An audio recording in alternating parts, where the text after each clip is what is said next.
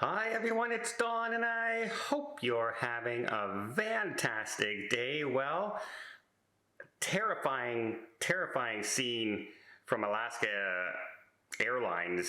I'm about to fly in 2 weeks and this is my worst nightmare because this is the seat I sit in all the time. We also have some people on the World Cruise who are being a little disgruntled, shall we say, and I have some answers for them because maybe they don't quite have the right to be as disgruntled as they think they do. And we also have that story of two women roommates who alleged an assault from a bartender on Margaritaville at sea.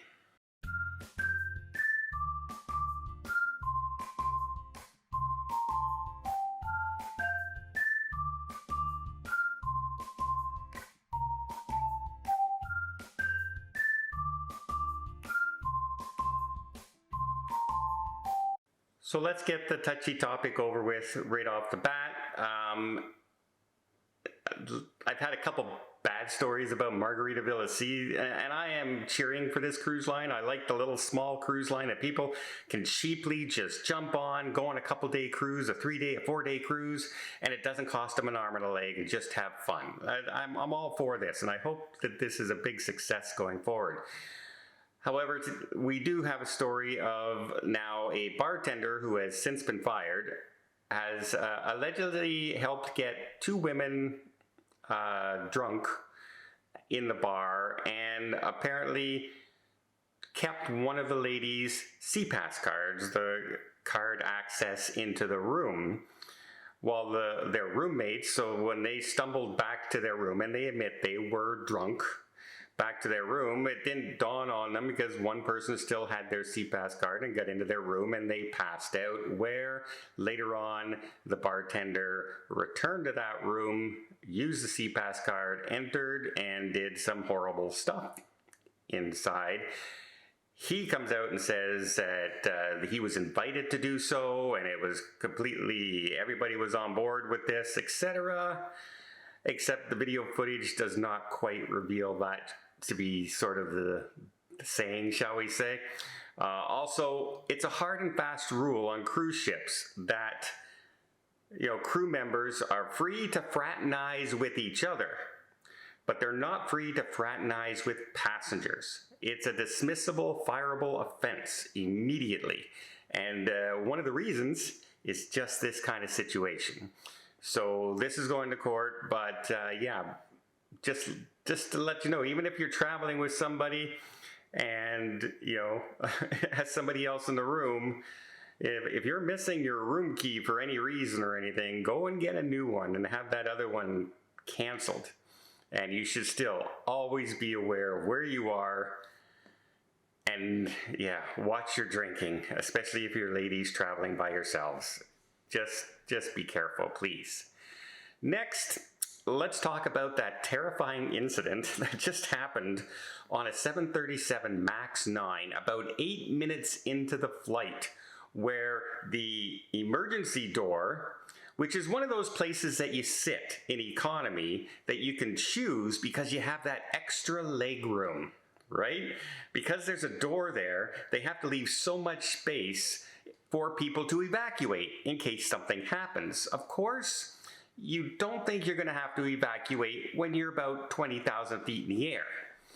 And this door just blew off mid-flight, and they had to make an immediate turn. I believe they emergency landed in Portland.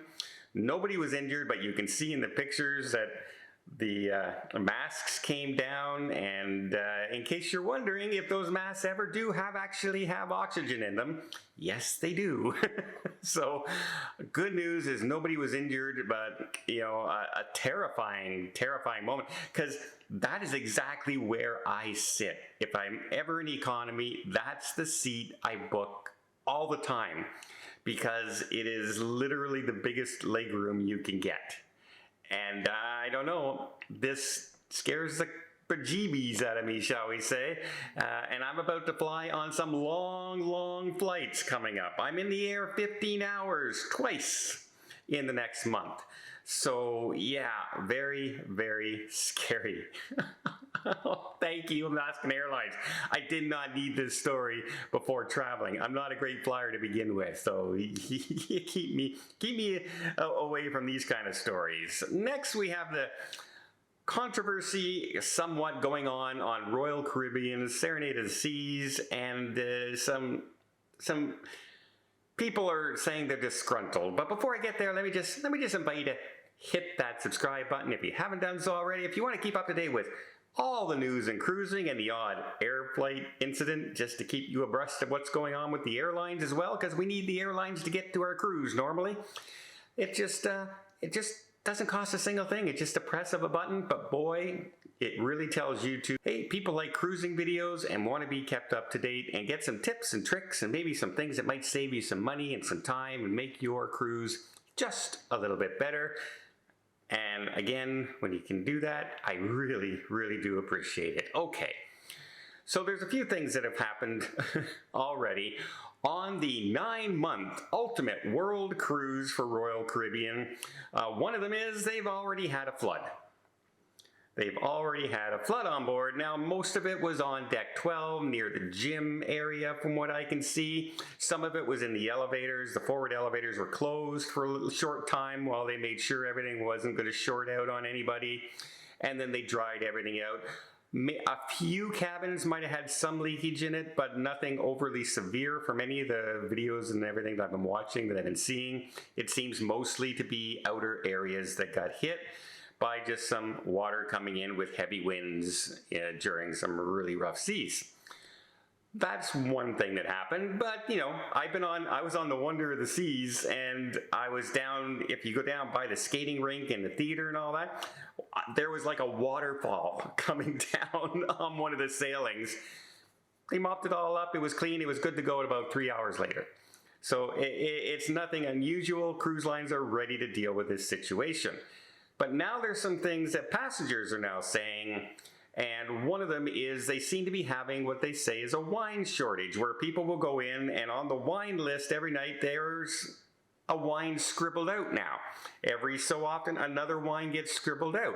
So there's less and less wine choices, even if you have the drink package, etc. And Royal Caribbean simply states that, yes, we can't refill the exact same bottles of wine sometimes at every port we're going to around the world, right? Not every port sells the same drinks, right? Here's an example. A friend of mine wanted to buy, it was a flavored tequila, mango tequila. Well, they have it all over the place in Mexico, but you can't buy it in Canada. So whenever I go away, they ask me to pick up a bottle for them and bring it back, because they can't even order it here in Canada. And it's the same way with the wine. So you're gonna have that. But Royal Caribbean says sometimes they pick up other bottles and new choices, and sometimes it's the printer that just hasn't caught up with the menu yet. But they reassure everybody there's really no wine shortage, don't worry. You're gonna be able to get your drinks on board. So, you know, okay, I can understand that. You gotta remember, you're on a 9-month continental cruise. You're gonna be having some issues along the way, and you gotta be prepared for them. But it seems like some people just don't understand sometimes how cruising works. And I'm seeing some videos out there now. One is from a lady calling herself the Tea Captain. And she's not actually, she's on TikTok, and seems like a very nice lady. But it's called the Tea Captain. In case you don't know, you're not really up into social media. When you say you're talking about tea, that means you're spilling the beans. You're talking about the things going on kind of thing. You're spilling the tea. So the Tea Captain, that's kind of what her whole TikTok is about. She's not even on the cruise, but she says she has informants on the cruise who are sending her stuff. And some of the complaints that she's hearing are things like Pinnacle members are getting preferential treatment. Well, yes, Pinnacle members have over 700 points worth of cruising. That means they've been cruising a long time with Royal Caribbean. And they get certain perks that other people get. One of the complaints was, hey, look, they got to get on the ship when other people had to line up. Yes, that's a benefit of Pinnacle class. They have special meetings on board. Yes, that's a benefit of Pinnacle Class. That's what happens. Also, if you're on a world cruise and you paid for 274 days, and you're another passenger who paid for a 35-day segment of that cruise, yes, they're going to be paying a lot of attention. They're the people who are going to be on the ship for basically a year, right? Close to a year. And because if you have problems with those people early on, that continues for 9 months. So you gotta make sure those guests are happy. And those guests are probably gonna be the ones who would book another world cruise in the future. So you wanna make sure that they are looked after. Some of the things I'm seeing, that they're saying, it's nitpicky and not necessarily right. They were talking about a visa issues for about 100 Chinese passengers on board, and they weren't going to be able to go into a certain port because their visas weren't in order, but before they got to the port, it all got fixed and they were able to go. Is that really a story? Is that really a bad thing? It got fixed. They fixed it. So when you're on a 9-month world cruise, stuff is going to happen. And yes, if you paid hundreds of thousands of dollars for your cruise, you're going to get treated a little extra special. And there's nothing it's the same way in life, right? If I book a suite at the Waldorf Astoria, I'm going to get treated better than the person who booked the double queen room, for instance, right? Because I spent a ton of money. And that's just the way of life. So to complain that people are getting certain things, I don't quite get it. But and instead, hey, why not just enjoy the cruise, right? You're on a world cruise going all over the place. You're bound to have bumps along the way. You're bound to miss ports. You're bound to have bad weather. You're bound to have some rough seas. You're bound to have something break down.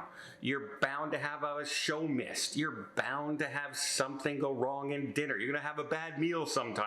Something's going to happen. And if you're on that long of cruise, you better be prepared for it. That's all I can say.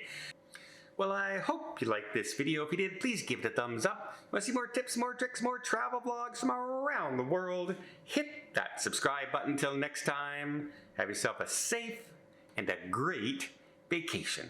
Even if you're stuck on that 274 Ultimate World Cruise. Oh, the horror.